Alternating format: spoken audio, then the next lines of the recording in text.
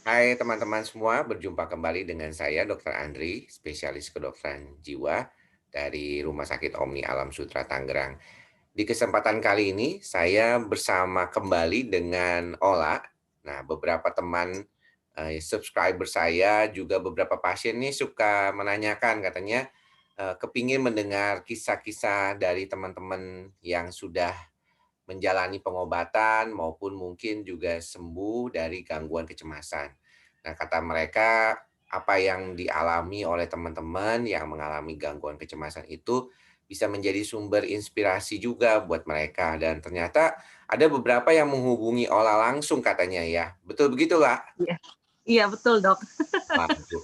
Tapi saya lihat nih Ola lagi di mana nih, lah? Kayaknya tempatnya agak berbeda nih daripada kemarin terakhir kita berada di rumah ya, waktu itu. Iya, Ola kayaknya iya. rada rada suasananya berbeda nih. Di mana, lah sekarang? Ini aku lagi di Ubud Dok, di Bali. Itu ada kolam renang, ada sawah, ada pohon kelapa, ada anak Wah, aku. asik banget nih.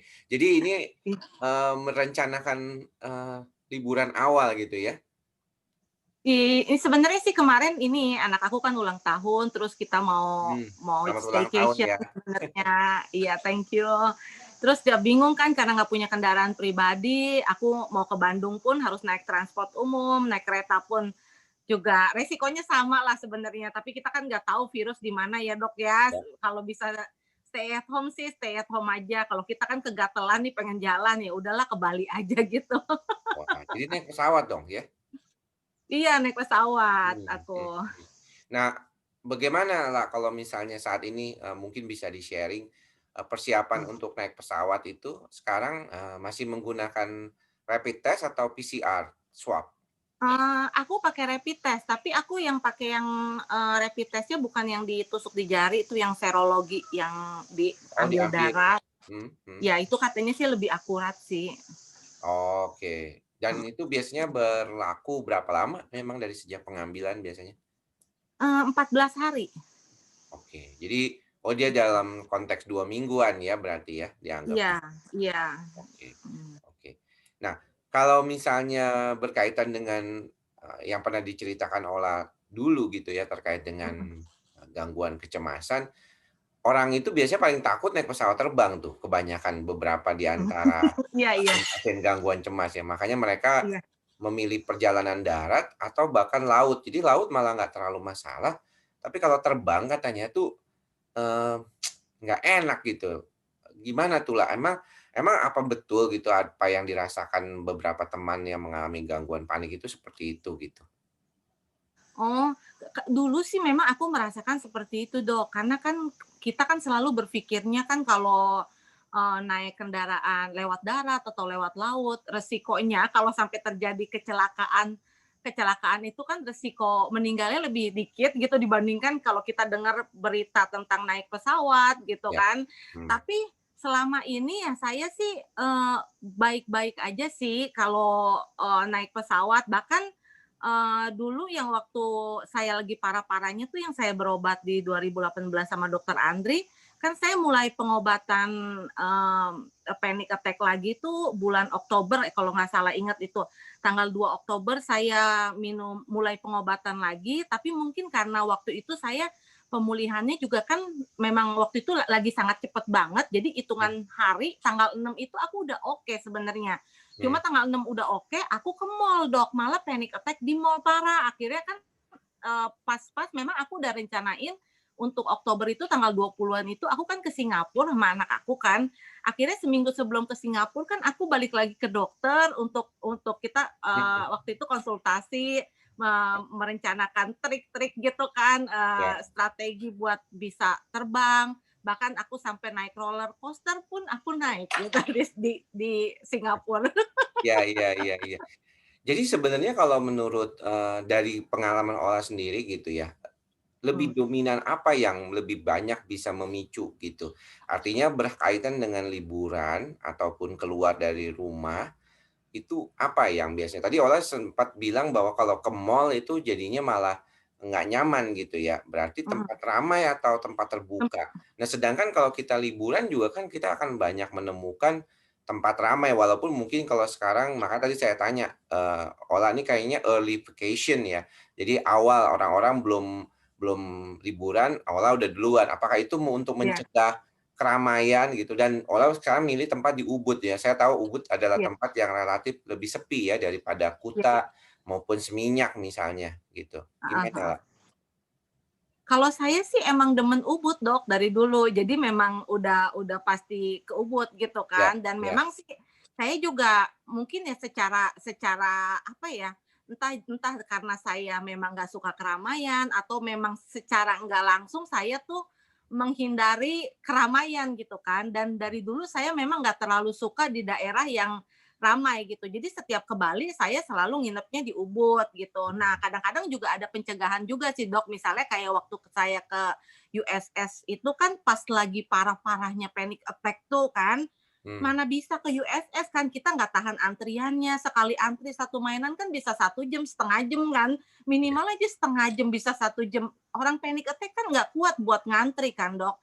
Bisa mmm. dia panik, apalagi kan kalau ngantri di Universal Studio itu kayak ada di dalam-dalam ruangan gitu Oh kan. iya, betul. Nah itu ya, nah itu salah satu caranya adalah saya beli tiket ekspres. Jadi saya mikir gini, memang tiket ekspres kan harga lebih mahal, tapi saya mempertimbangkan seperti ini, daripada saya harus kena panic attack di Singapura dan tidak ditanggung sama asuransi, lebih baik saya keluar duit buat ekspres, anak saya enak, saya enak, dan Ya, kita ya. juga nggak kena panic attack. Kan kita harapannya walaupun gratis pun dibayarin, kalau buat ke dokter nggak mau dok kena panic attack di luar kota atau luar negeri kan. Ya, ya, ya. Memang itu, apa namanya, bisa membuat rasa nggak nyaman dan traumatik tentunya ya, kayak gitu. Mhm, Nah, kalau misalnya persiapan yang tadi dilakukan biasanya apa, Lah? Misalnya kalau misalnya ada teman-teman yang mungkin anggaplah mau ke keramaian ya, karena saya mhm, nggak tahu lah, ini kan kita tahu bahwa sebenarnya pandemi ini belum usai,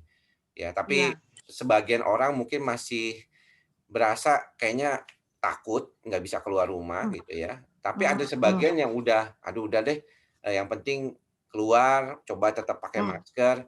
Tapi kan mmm, sebenarnya kan nggak bisa menghindari namanya, keramaian ya, termasuk juga di mmm, dalam hotel sekalipun gitu ya.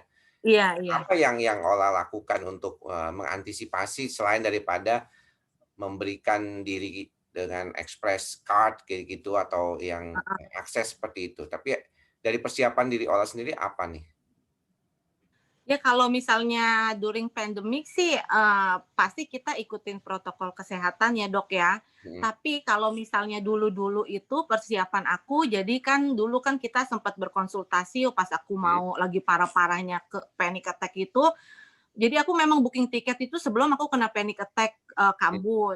mmm, Terus pas kambuh, ya mau nggak mau pergi, tadinya udah sempat cancel juga. Nah, waktu itu mhm, sih aku jadi tuh kalau tapi sampai sekarang sih, Dok, kalau misalnya aku mau pergi ke, eee, ke airport gitu kan, 1 jam sebelum ke airport, ya aku waktu itu ikutin, saran dokter Andri, jadi aku ada minum obat gitu kan, ya, ya minum Clobazam. Nah, waktu itu, efeknya kan dia lebih lama kan ya, Dok, ya, ya, lebih ya.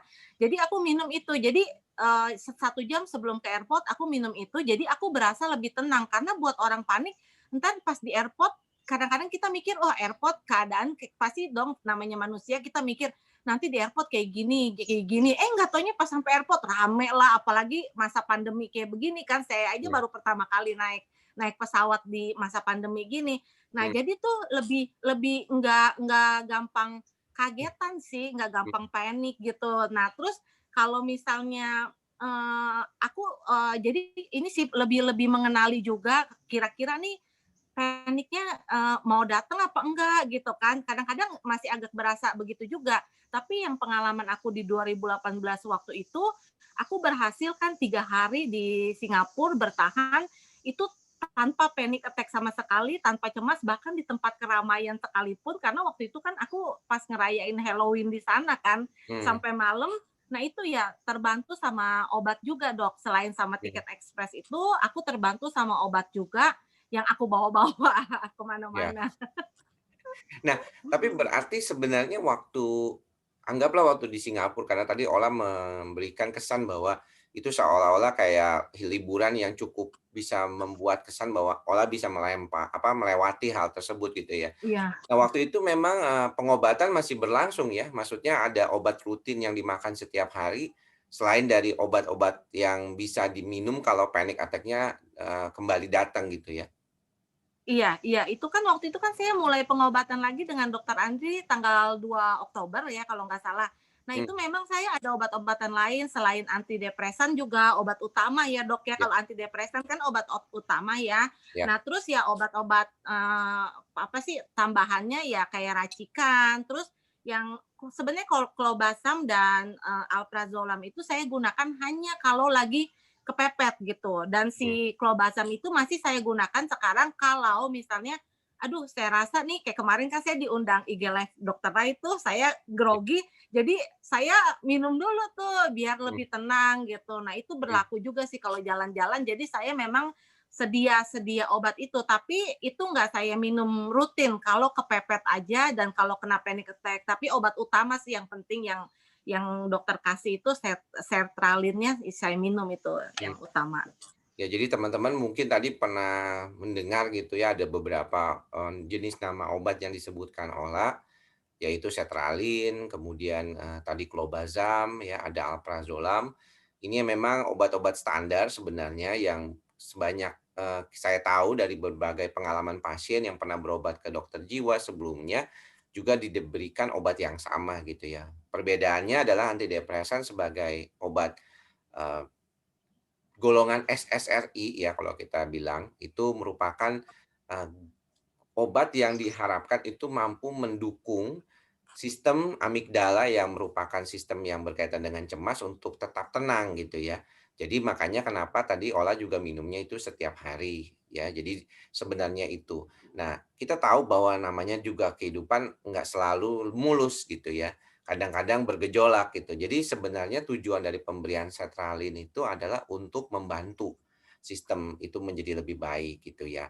Namun kalau kita bicara tentang pengobatan awal memang biasanya dokter jiwa suka kasih juga ya obat alprazolam ataupun clobazam, karena diharapkan kalau misalnya terjadi situasi yang tidak nyaman, itu tidak kelamaan, ya tidak kelamaan. Dan kalau misalnya situasinya cukup, bisa dikendalikan atau diprediksikan dari awal, biasanya seperti tadi Ola bilang, mau naik pesawat, dia minum dulu clobazam sekitar 5 miligram sampai 10 miligram, artinya setengah sampai 1 tablet Iya. untuk mencegah terjadinya. Kenapa demikian? Karena kalau misalnya keburu udah masuk ke fase panik itu, nggak enaknya tuh bisa seharian gitu ya, dan ada perasaan takut Mmm. terulang keesokan harinya. Jadi bisa ngeganggu, sama sekali dari, liburan itu sendiri atau perjalanan itu atau kegiatan itu. Nah, selama di Bali ini, bagaimana, keadaan yang dialami oleh, dirimu sendiri? Terus gimana sih kondisi saya sendiri udah lama ya nggak ke Bali gitu ya, gimana kondisi sekarang dan, menurut Ola sendiri kalau misalnya ada mungkin yang akan memilih perjalanan darat ke sana gitu ya, teman-teman, menurut Mhm. Ola untuk orang yang Mmm. mengalami gangguan cemas kondusif atau cukup baik, cukup nyaman atau gimana, La?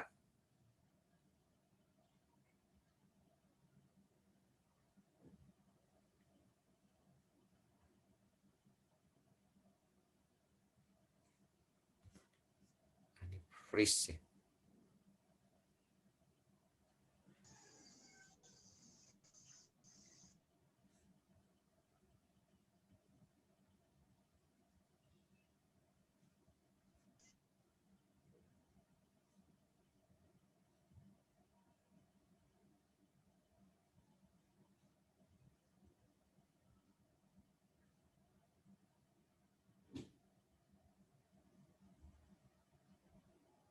Mmm.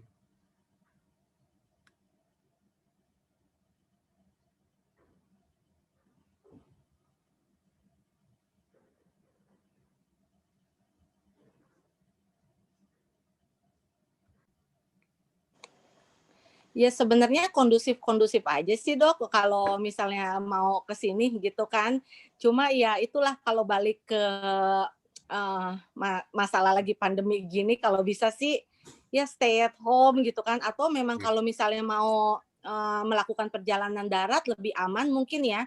Hmm, Nanti naik itu kan naik, perahu juga kan buat nyebrang kan ya. hmm, Tapi di Balinya sendiri sih oke lah menurut aku, hindari aja kita kalau misalnya ada restoran yang terlalu rame, kalau bisa dihindari aja karena selain untuk mencegah cemas juga, hmm. terus juga, supaya kita menghindari, penyebaran virus corona ya, Dok, ya, Iya. takut tertular gitu.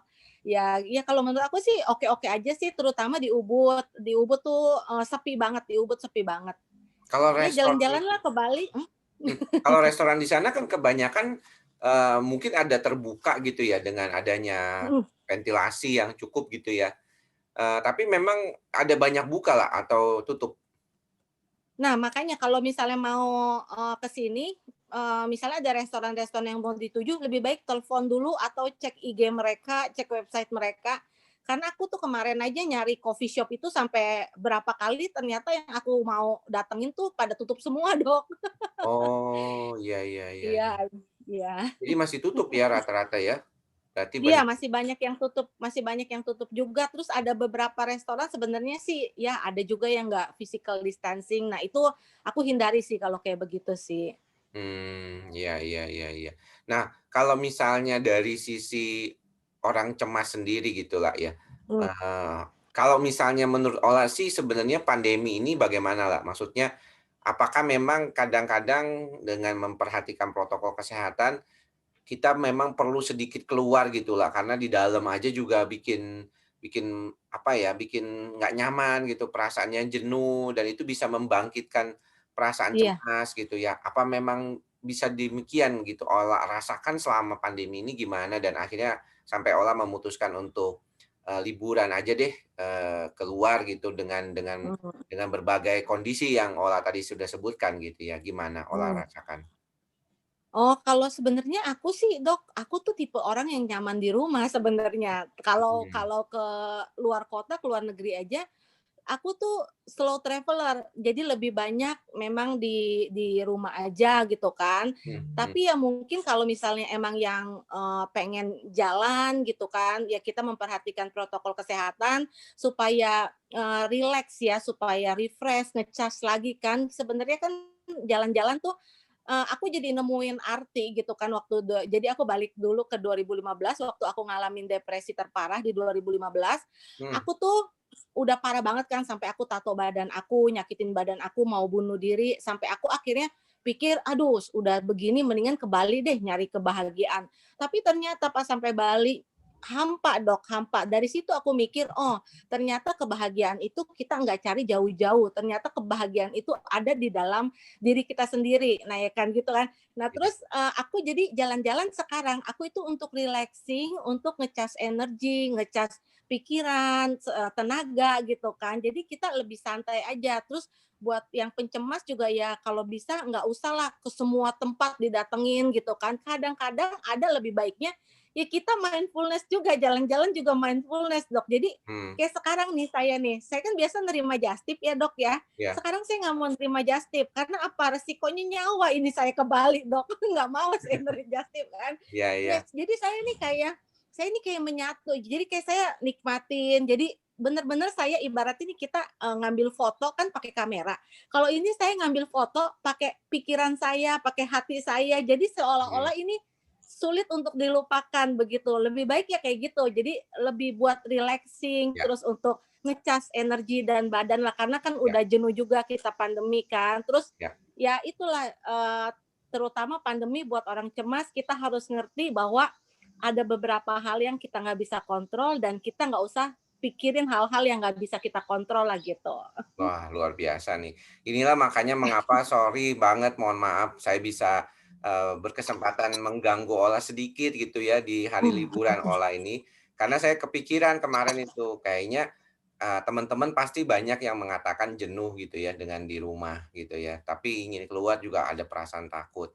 Nah kebetulan Ola sedang di Bali dan saya menanyakan, bisa nggak kira-kira waktunya setengah jam gitu dipakai buat, cerita dengan teman-teman gitu. Kebetulan banyak juga yang, pasien saya yang cerita bahwa mereka mendapatkan, inspirasi ya, dapat cerita, olah merasa ada kesamaan nasib lah kalau begitu gitu. Jadi apa yang diomongin sama Ola itu jauh lebih dipercaya daripada yang diomongin saya gitu kan. Jadi saya berharap ini, buat teman-teman juga bisa membantu dan bermanfaat ya. Ola sudah memberikan, tadi berbagai macam insight ya kepada kita semua dan ini, saya berterima kasih sekali ya Ola mau diganggu di masa saat lagi dalam, liburannya.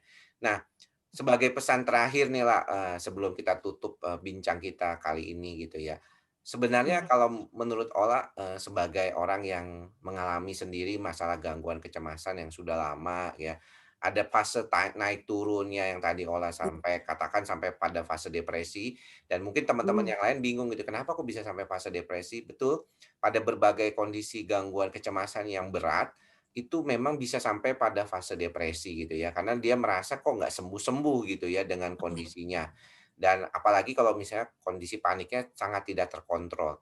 Nah, apa tips Ola nih buat teman-teman yang masih menjalani pengobatan ataupun mungkin juga masih apa ya, kalau kita bilang tuh masih aktif gitu ya, kondisi cemasnya naik turun. Nah, bagaimana nih pesan Ola dan ini kan sudah mau akhir tahun juga ya, lah ya, Iya, hari heeh, Selasa udah tanggal 1 Desember. Jadi udah mulai iya. akhir tahun. Nah, mungkin apa pesan Ola untuk kita semua nih terkait dengan, kondisi gangguan kecemasan? Menurut aku sih ya kan dari, aku kenal beberapa juga subscriber, Dokter Andri yang kontak aku kan. Aku terus yakinin mereka itu untuk, rutin minum obat dan harus sabar gitu kan. Kita jangan melihat orang lain, "Kok dia sembuhnya segini sih? Kok dia sembuhnya segitu?" Gitu kan.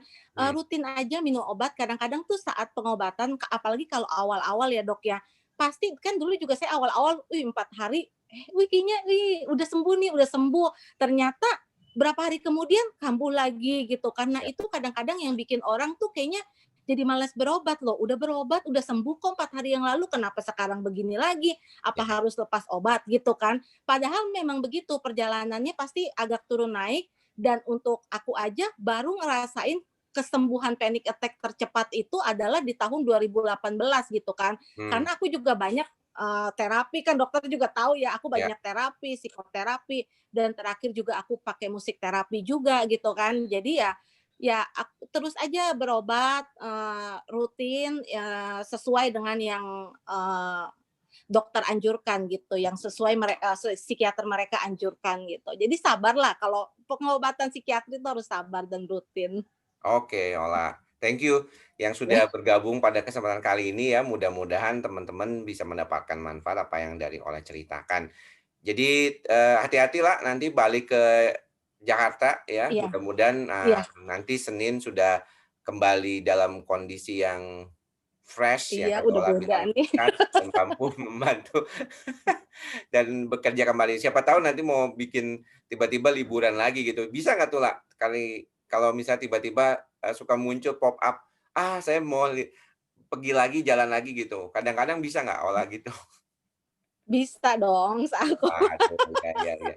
Berarti kadang-kadang seperti apa yang Ola bilang tuh jalanin aja ya, kondisi itu dengan baik dan mudah-mudahan, bisa selalu mendapatkan banyak rezeki juga nih lah ya, kalau buat, Iya. dukung liburannya. Oke, thank you Oh Ola. iya Dok, Ada apa nih tunggu lah? Ya, satu lagi, kan, mhm 2019 dokter tahu ya aku banyak banget kan itu jalan-jalan kan, mhm, aku hampir 2 bulan sekali jalan-jalan kemana kemana ya. kemana karena memang waktu itu juga ada rezeki, ada yang bayarin. Tapi bukan Wah, berarti kan banyak yang bilang, "Kok lu panic attack bisa sih jalan-jalan, gue nggak bisa." Ya itu, aku ikutin saran dokter di 2018 yang kalau sebelum ke airport aku minum clobazam kalau kena panik ini, tapi bukan berarti aku nggak kena panic attack loh, Dok. Aku di iya. sana pun pernah, kena panic attack, tapi tenang aja panic attack itu sebenarnya nggak bikin mati, tapi ya itulah, kita mesti ada persiapan lah biar bikin nyaman ya, Dok, ya. Ya, itu memang kalau dibicarakan sama orang yang pernah mengalami, mungkin dia lebih percaya ya. Kalau saya ngomong berkali-kali bahwa panic attack itu nggak bikin mati, orang suka bilang, "Dokter nggak pernah ngerasain sih," kayak gitu, gitu ya. Iya, saya Jadi juga dulu bilang me gitu ke dokter. jadi apa yang dikatakan Ola adalah benar. Jadi bukan berarti orang yang mengalami gangguan kecemasan, kecemasan panik itu nggak bisa kemana mana, nggak bisa beraktivitas seperti biasa ya.